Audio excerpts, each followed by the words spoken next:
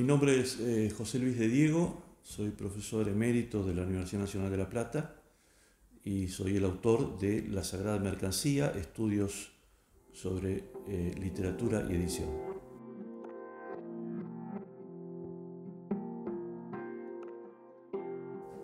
Mis estudios sobre el campo editorial comenzaron en 2006, cuando publiqué en el Fondo de Cultura Editores y Políticas Editoriales en Argentina. Era un libro colectivo, abrí un campo de estudios y mi relación con la editorial Ampersand fue posterior. En 2015 publicamos La otra cara de Jano, en 2019 Los autores no escriben libros y ahora el más reciente, La Sagrada Mercancía. Yo no diría que esos tres libros conforman una trilogía en el sentido de una articulación con comienzo, nudo y desenlace. Sí diría que conforman un conjunto de artículos, 24 en total, que tienen cierta coherencia y cierta articulación en cuanto a su objeto de estudio y en cuanto a la metodología, en el estudio de trayectorias de editores, catálogos, panoramas del mercado del libro, etc. De cualquier manera, creo que sí, entre libro y libro hay una suerte de sumatoria, ¿no? Que podría pensarse mis libros como una especie de conjunto que van desde lo más sistemático, una historia de la edición argentina, hasta panoramas que se van ramificando, pero que intentan guardar una coherencia con el núcleo de origen. Y ese núcleo de origen es, bueno, yo creo que es la literatura, que es mi formación, ¿no? Porque si yo puedo saber mucho de edición, pero si tomo un catálogo de derecho o de medicina, yo no sé qué decir porque no conozco nada del tema. En cambio, lo que me interesa siempre es explorar el mundo del libro y de la edición, de esos formatos materiales, pero siempre desde una perspectiva literaria, porque lo que me interesa en última instancia es eso, ¿no? Los catálogos literarios han ido cambiando mucho en los últimos años y es una de las manifestaciones que habitualmente los ensayos sobre estas mutaciones destacan.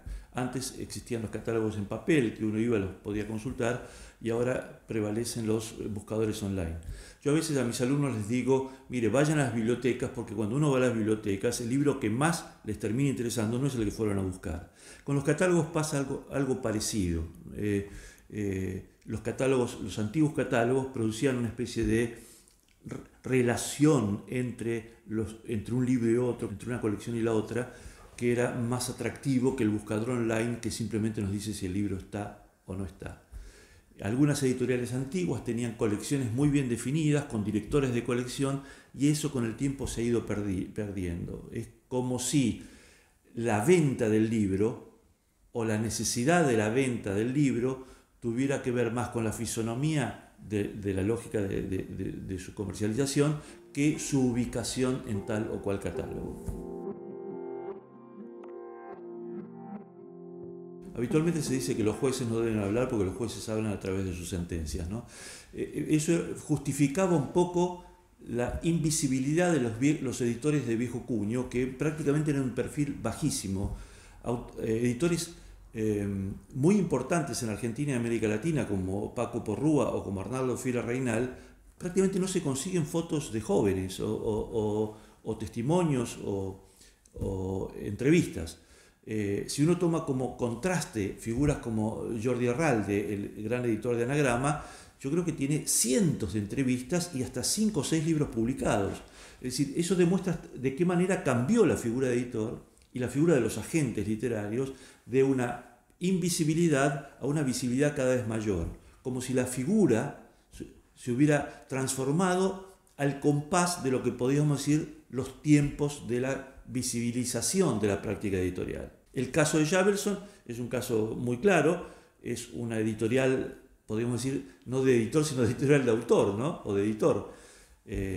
Eso ocurría mucho en el pasado, por ejemplo, Gonzalo Lozada con su editorial, o Jabberson con Galerna, o Antonio López Yauzás con Sudamericana, eran editoriales familiares, con una figura de autor muy importante, y eso con el tiempo se ha ido también modificando. Ahora los editores muchas veces cambian rápidamente de una editorial a otra, y provienen de otras trayectorias de formación.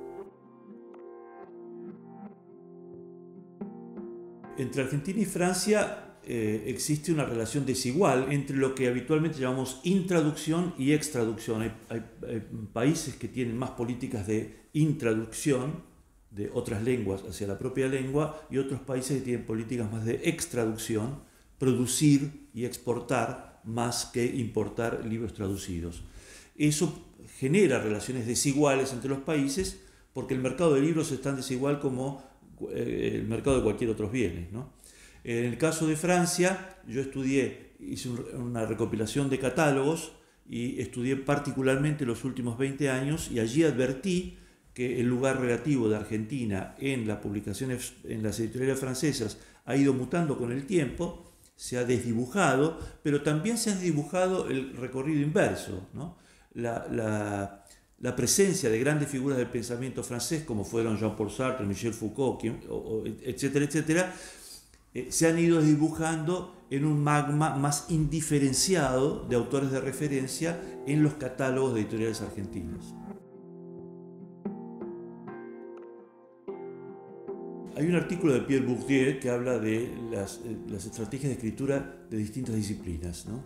Y en los estudios de historia de la edición y del libro nos encontramos con que es un saber constitutivamente interdisciplinario. Es decir, yo convivo trabajando con historiadores, con sociólogos, con antropólogos, con bibliotecarios, de manera tal que eso enriquece. A mí me gusta mucho eso porque eso enriquece la perspectiva.